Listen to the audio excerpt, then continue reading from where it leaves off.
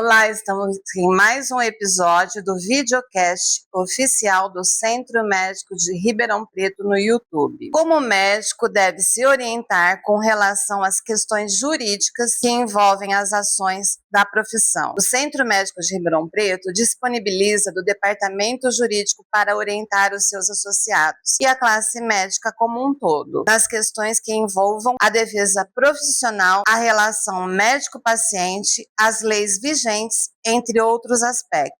Nosso convidado, o doutor especialista, é o advogado doutor Sérgio Luiz Carvalho Paixão, advogado integrante deste departamento, sócio do escritório Coimbra Paixão, Sociedade de Advogados, graduado em Direito pela Unesp, mestre em Direito Empresarial pela Faculdade de Franca, MBA em Direito Empresarial pela FGV, atuante na área civil, com especialidade em Direito Médico e Responsabilidade Civil. Olá, obrigada por sua participação, doutor. Olá, tudo bem? É um prazer poder estar aqui. Muito obrigada. Há mudanças significativas nas questões jurídicas para as quais a classe médica precisa estar atenta? Sim, a legislação que regula a atividade médica está em constante mudança, ela é muito dinâmica. Não só as leis, não só o arcabouço legal, mas também o próprio Código de Ética Médica e as resoluções do Conselho Federal de Medicina que regulam a atividade médica. Nós tivemos, não faz 2 anos, nós tivemos uma mudança muito importante na regulação ética da atividade médica através de uma resolução que modificou pontos cruciais para o médico, como, por exemplo, a propaganda médica, a divulgação de especialidades, enfim, são vários fatores que sofrem constante mudança pela legislação aplicável à atividade médica. O médico tem que estar atento a isso. Ou seja, nem tudo é permitido, então tem que ficar muito atento, né? Não, existem muitas vedações. É lógico que o próprio Código de Ética Médica traz um capítulo somente do direito dos médicos, mas existem aquelas atividades que são reguladas, são regulamentadas, e para isso o médico tem que estar atento não só às leis, quanto às resoluções do Conselho Federal também. Dentro do direito, como o senhor analisa o impacto da interação da inteligência artificial com a relação médico-paciente? Esse é um assunto complicado. Eu acho que nenhuma profissão, nenhuma atividade, com o médico não é diferente, pode abrir mão dessa inovação. Não dar valor e não dar a devida atenção a isso. Ela é uma realidade que está aí com impacto em todas as profissões. E isso impacta, logicamente, também na relação médico-paciente. Antigamente, não há muito tempo atrás, já havia uma preocupação dos médicos que os pacientes já chegavam para a consulta, muitas vezes já com questionamentos pré-constituídos, porque já tinha pesquisado na internet, nos sites de busca, informações sobre a doença ou o tratamento a que ia se submeter. Com a inteligência artificial, isso piorou ainda mais, porque agora a inteligência artificial ela pode oferecer a quem está consultando diagnóstico, prognóstico, tratamento, Ela faz análise de exames, de laudos. Então o médico tem que ter um diálogo e um canal de comunicação muito claro e transparente com o paciente, inclusive se preparando para receber algum tipo de questionamento que venha dessa consulta do paciente à inteligência artificial, mas ela não é algo ruim, tanto que a inteligência artificial também está a serviço da atividade médica em muitos setores, logicamente, quando utilizada de maneira técnica, profissional e adequada, lógico. Então, ela é um mal necessário hoje em dia. Não tem não só a classe médica, nenhuma atividade profissional hoje, ela está à margem da inteligência artificial. Pelo contrário, eu acho que a medicina vai ter que aprender a trabalhar com isso e se beneficiar disso, porque há benefícios incontestáveis na sua utilização. Ao mesmo tempo que busca a informação da inteligência artificial, tem que saber checar, verificar se aquilo lá é fake news ou não, né? Na verdade,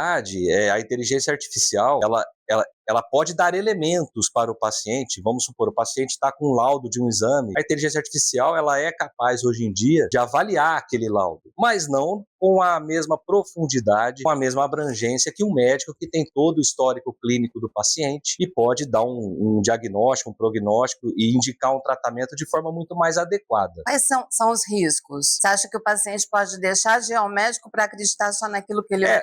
Os riscos, eles decorrem de uma falha, de ruídos nessa relação médico-paciente. Não adianta o médico simplesmente negar a existência da inteligência artificial ou se negar a dar explicações ao seu paciente que buscou informações através da inteligência artificial. E não é por conta disso que a relação médico-paciente tem que abranger um diálogo adequado. Sempre tem, É que quanto mais essas ferramentas evoluem, mais o paciente chega munido de informações, mais o paciente chega esclarecido, consciente e muitas vezes mais questionador. O médico tem que cumprir aquilo que está no Código de Ética Médica, que é sempre esclarecer ao máximo e passar o máximo de informações possível ao seu paciente. A formação médica, através somente do ensino digital e interativo, ou através de cursos que não receberam notas satisfatórias de qualidade de aprovação, pode ocasionar questões jurídicas, como no caso do Projeto-Lei 2294 de 2024, aprovado em primeiro turno pela Comissão de Assuntos Sociais do Senado em dezembro de 2025, que institui o Exame Nacional de Proficiência em Medicina, o ProfMed.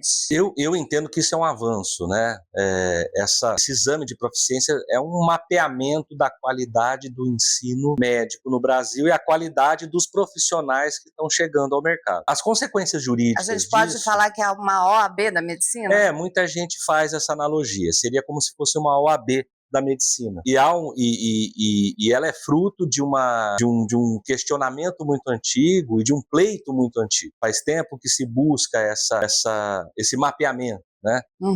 Esse exame de proficiência. Quanto aos aspectos jurídicos, na verdade, isso só vem a comprovar que deve-se ter uma atenção muito grande na qualidade do ensino e na qualidade dos profissionais que se colocam no mercado. Há um aumento muito grande nas nas chamadas ações de erro médico, alegação de erro profissional. Não que todas elas sejam procedentes, pelo contrário, na maioria das vezes, ao passar por uma prova pericial, se verifica que, na verdade, não houve o erro profissional. Pelo contrário, muitas vezes houve um erro de comunicação na relação médico-paciente, como eu disse agora há pouco, que acaba motivando, por falta do devido esclarecimento, uma ação judicial. Mas eu acho que não é que o exame causa uma consequência jurídica. Na verdade, o resultado do exame explica uma realidade que é a judicialização do direito médico, muitas vezes motivada pela deficiente qualificação dos profissionais. Eu acho que é mais um diagnóstico da origem de parte do problema, não dá para colocar toda a responsabilidade nisso, do que isso gerar uma consequência jurídica. Na verdade, eu acho que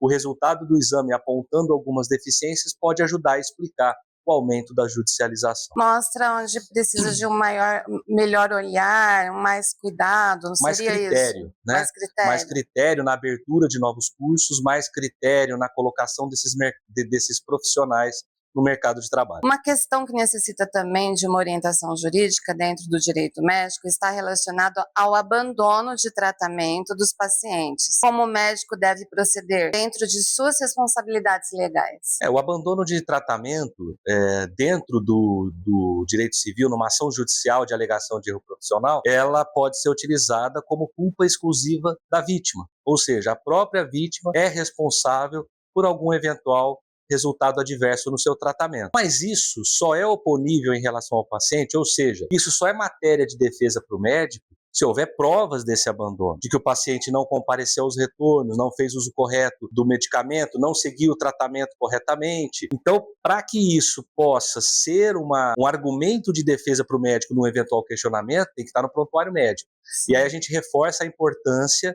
do correto e completo preenchimento do prontuário médico. A gente sabe que muitas vezes para o médico isso é complicado, principalmente em médicos que estão em plantão de urgência e emergência, parar para preencher prontuário, costuma dizer que o prontuário médico é o melhor amigo do médico, né? É a prova mais importante que ele tem da correção da sua conduta. Né? Exatamente. Então, o abandono de tratamento transfere total ou parcialmente para o paciente a responsabilidade por um eventual insucesso no seu tratamento, desde que esse abandono esteja documentado e comprovado. Isso é feito no prontuário médico. A judicialização da medicina tem aumentado no Brasil. Por que isso ocorre? Falta de orientação jurídica ou orientação correta nos procedimentos dos prontuários médicos, que é o que você acabou de citar? As duas coisas. A gente tem uma deficiente, muitas vezes, né, quando isso desemboca no judiciário, a gente tem uma deficiente relação médico-paciente. Como eu disse, muitas vezes as ações elas nascem por um problema de informação, por um problema de diálogo. Não houve erro, mas às vezes o médico não esclareceu corretamente o paciente quanto ao tratamento, não esclareceu corretamente o paciente quanto ao prognóstico, quanto ao diagnóstico. Isso gera no paciente por ignorância daquilo que está ocorrendo com o seu próprio corpo, uma insatisfação com o eventual resultado que ele não esperava. E aí ele acaba achando que isso é erro médico, acaba ingressando com uma ação contra o médico. Então, essa deficiência na relação médico-paciente muitas vezes causa esse tipo de ação. Precisa haver um diálogo claro e transparente entre médico e paciente, até para explicar todos os desdobramentos que um tratamento deve ter. Por isso que a gente diz também que é muito importante o preenchimento do termo de consentimento informado, é um documento crucial e que deve compor o prontuário médico. Eu queria deixar um espaço para suas considerações finais e que o senhor falasse também como que os associados do centro médico ou qualquer outro médico pode entrar em contato com o nosso departamento. Claro, até aproveitando, complementando a resposta anterior, né, além dessa questão deficiente na relação médico-paciente, muitas vezes o médico acaba, por falta de uma assessoria adequada e profissional, se colocando em situações que geram uma demanda judicial. Por isso que é importante para o associado aqui do centro médico, ele tem à sua disposição um departamento jurídico, basta entrar em contato aqui na sede do centro médico, ele tem à disposição essa assessoria jurídica em praticamente todas as áreas, e muitas vezes o esclarecimento, alguma conduta preventiva é importante para evitar algum questionamento. A gente fala muito em ação judicial, em erro médico, mas há um número crescente também de denúncias no Conselho Regional de Medicina, dando ensejo a sindicâncias, a processos ético-profissionais, que também acabam conturbando bastante a vida pessoal e profissional do médico. Então é importante que ele se valha dessa assessoria jurídica de maneira preventiva, que é muito mais fácil ele adotar essa conduta preventiva através da correta documentação da sua atividade, da correta relação médico-paciente. Tudo isso a gente está aqui para orientar, do que às vezes procurar o advogado somente no momento em que recebe uma citação, seja de uma ação judicial,